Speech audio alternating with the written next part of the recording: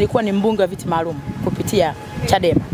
Tulikuwa ni wachache, tulikuwa tunaitwa kundi la wachache bungeni, lakini ninyi ni mashahidi waandishi kwamba tumederiva vizuri sana. Pamoja na kwamba hatakuwa na kambi rasmi ya upinzani, lakini hoja zetu nyingi zimesikika. Mimi mfano kama mimi nilivyokuwa niko mbunge wa viti maalum, ziko hoja zangu nyingi sana zenye tija kabisa kwa ajili ya taifa zimesikika na baadhi zimefanywa kazi.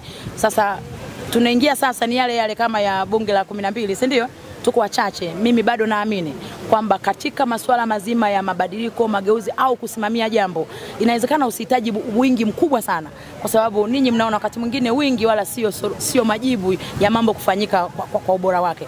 Kwa hiyo mimi naamini katika uchache wetu tunakwenda kupeleka tofauti kubwa sana yenye tija ndani ya bunge la Jamhuri ya Muungano wa Tanzania. Mfano mimi binafsi kama mbunge wa jimbo la Segerea, wananchi wangu wananitegemea sana nipeleke tija, kwa maana wanahitaji maendeleo, wanahitaji sauti yangu isikike mle bungeni. That's what they need. Kwa hiyo nitakwenda kuwapatia hicho kitu ambacho wanakihitaji, lakini kwa maana ya uchache hiyo uliosema mambo ya kambi rasmi na ni bungeni, is an issue, yes, lakini napotokea kwamba haipo kama sasa, haimaanishi kwamba kuna mambo ambayo yataenda kama jinsi ambavyo umeona bunge la 12. Na ndio maana hata wananchi wameweza kutuamini kwa mbunge wa viti maalum, lakini walivyoona ile tija yangu ya bunge la 12 wamenichagua. Sasa nimekuwa mbunge wa jimbo la Segerea. Kwa hiyo mambo yatakwenda shwari kabisa.